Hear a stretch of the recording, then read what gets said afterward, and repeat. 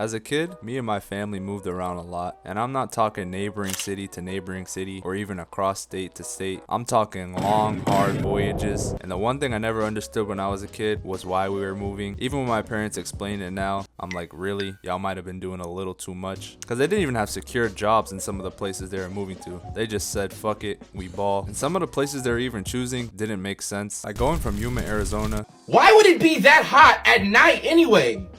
What city is that? Is that a desert? Is that hell, nigga? To Woodbury, Minnesota is definitely an interesting choice. But to be fair to my parents, they were immigrants, so maybe they weren't aware of how drastic the weather differences can be across the United States. And the thing about it, I loved all the places my family moved to because it definitely taught me a lot about friendship and assimilating into new places. But today, we're gonna get into some fictional places that I would absolutely not be okay with moving to. And to start off the list, Hawkins, Indiana. Before I say why I wouldn't want to live here, let's go over some pros of living in this town. Let me see. Oh, I got one. Lucas's younger sister, Erica, discovers a cheat code where she can get unlimited ice cream from Scoops Ahoy by constantly asking for free samples. And aside from that, I'm not sure why you'd want to live in Hawkins.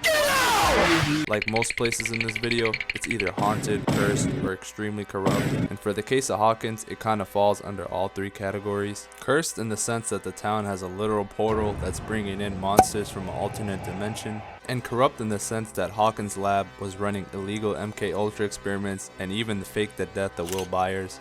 Then, after they take down Hawkins' lab, the Soviet Union shows up and they build a facility underneath the town mall where they start opening portals to other dimensions. Like, I want y'all to really think about this. It is 1984. The Cold War is still going on, and of all the places in the world the Soviets chose to invade, they choose your little town of Hawkins, Indiana. And I know y'all probably thinking, okay, it's cursed and corrupt, but how is it haunted? Well, when you have kids getting possessed and you gotta do exorcisms to rid them of these foreign entities. Let me go! Let me go! Let me go! Let me go!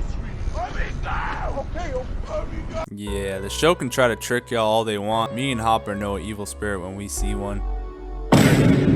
And as bad as some people might have it in the show, nobody, and I mean nobody, has it as bad as this man, Jim Hopper. First off, he's a small town sheriff fighting off against a privately run government funded organization. Then he takes in 11, has to raise her, but also hide her from the world. And not on some Drake shit, just on some secret organizations are after her type shit. And anybody that's watched the show knows raising 11 is not like raising some regular foster child. First of all, her social skills are like non-existent. She grew up in a lab basically from birth, with the sole intent of maximizing her powers. Then secondly, she could kill Hopper at any point. Don't know. Day 700, on day 800, Yeah, if my foster kid used the force to throw some shit at me, I think it'd be time to find her a new family. Like, imagine you're trying to discipline your daughter and she just flings you across the room like she's Uncle Phil. No regular parent should be tasked with dealing with that while, you know, still being a sheriff. And then in season 4, when he's presumed to be dead, we figure out this man was alive, being held in an internment camp in Russia during the Cold War. They had this man in the real life gulag fighting demogorgons, and all he had to defend himself is a flaming spear, and he's still clutched up. But I think it's safe to say Hawkins, Indiana would be at the top of the list of places I'm not trying to live.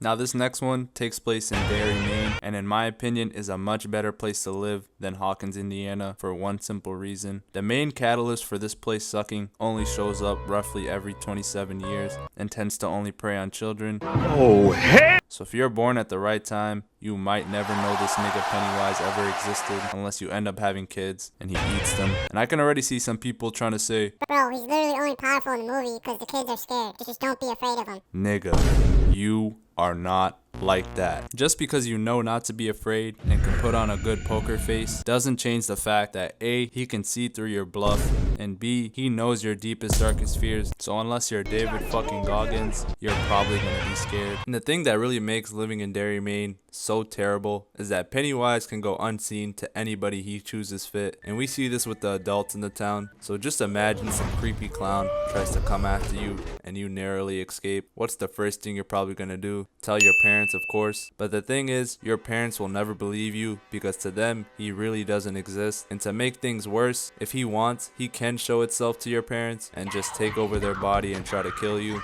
And quick side note about the adults in this town, I know Pennywise has some sort of mind control over the town and how they view certain things, but at the same time, they're also just bad parents. Like Beverly's dad is just a terrible human being. Eddie's mom is so overprotective to the point she convinced Eddie he has an illness to basically have full control over him. And if it's not Pennywise trying to hunt you down or being born with bad parents, Derry, Maine was also plagued with something else: bullies. And you gotta remember, It Chapter 1 takes place in 1989, so these bullies weren't burdened with the modern distractions that bullies nowadays are. They were locked in, focused on their craft, doing everything in their power to make the Losers Club's life miserable. There was legit a scene where Henry Bowers tells Bill the only reason he didn't bully him for a year was because he felt bad about what happened to his younger brother Georgie. Like, thanks, I guess. I'm telling you, these bullies were some of the most introspective and evil bullies I've seen in a movie. His hair, like Michael Jackson. Because for Henry to sit back and think about the whole situation with Georgie and decide, damn, that's really messed up what happened to Bill, I'll take a break from bullying him.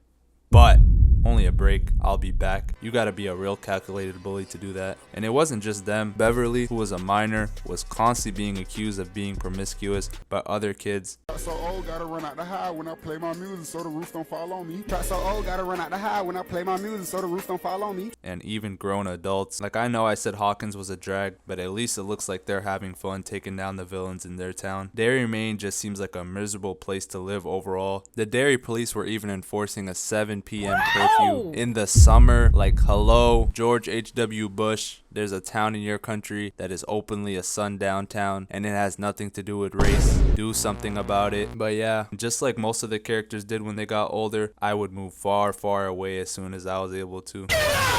Now this next one is super obvious. Gotham. I remember as a kid, I used to think, why would anybody who's not rich choose to live in this dangerous, corrupt ass city? Then as I got older, I realized there's really only one reason. Lower class people would be stooped into living into this dirty, poorly lit, 80% homicide rate ass city they call Gotham. Rent.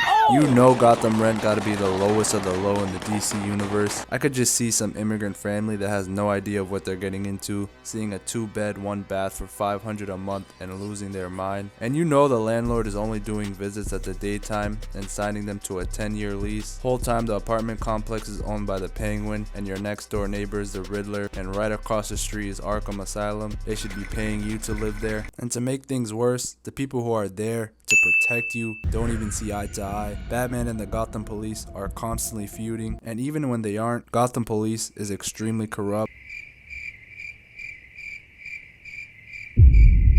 And if it wasn't for Commissioner Jim Gordon and Batman, this city would have been run entirely by the mafia. And I got a bone to pick with Batman, because this man's philosophy about not killing is cool and all, but when you're dealing with a city like Gotham, sometimes you gotta reassess your reasoning. Because look how long this list of villains is. How can one city breed this much villainy? How can one city breed this much villains, my nigga? And bro, these aren't even some pushover, rated T for teen villains. These dudes are some of the most conniving, sadistic villains you'll see in fiction. And they all reside in one city. Joker, I don't even need to explain how evil he is. He wakes up every day inspired and rejuvenated with the idea of causing terror on Gotham. And Batman, for some reason, chooses him, of all people, to play a never-ending game of cat and mouse. It's crazy. And if you thought, damn, well, at least it's a good place for a villain to live, you would be half right. There's so much going on in this city that you might get away with your petty crime and never come face to face with Batman. But in the small chance that you do, this man is going to beat you to the brink of death. Right.